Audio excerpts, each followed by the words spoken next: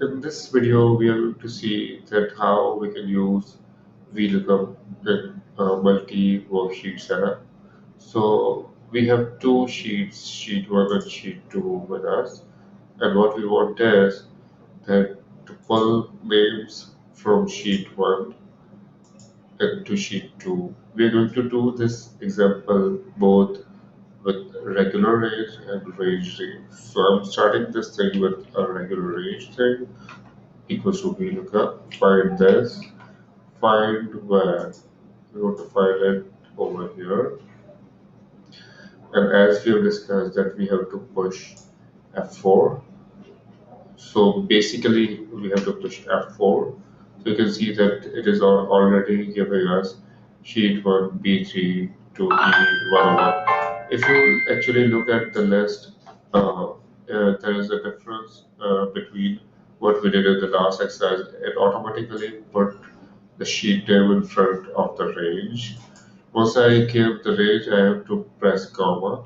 So here is the thing. If you go to sheet 2 before putting the comma, it will automatically change and give you errors like this. So what you need to do is you have to put comma while you are in the sheet 1. So I have put a comma over here, comma 2, comma false. Then close enter. So now you can see that it is pulling data from sheet 1 that range, and if I copy it over from here to here, it automatically do the trick. So the other way we have learned how to write VLOOKUP with the range name, as we have created a range name in the previous section with the name of employee list. If I click on this specific range name, it is showing us that this is the range from B3 through E102.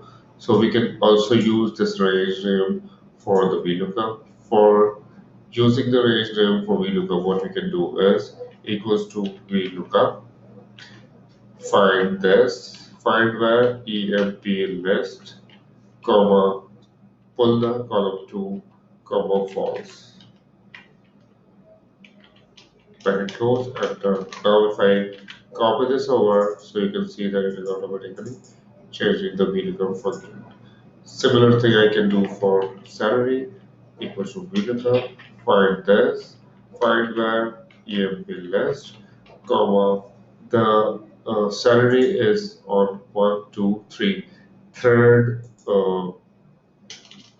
column. So what I will do is I will put 3 over here, comma, false. So let's see if the result comes over correctly or it's forward comma only.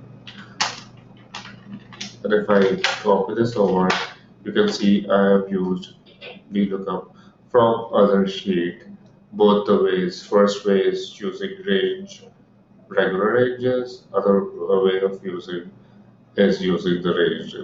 Thank you so much. In the next section, we are going to learn how to do multiple workbook VLOOKUP. Thank you.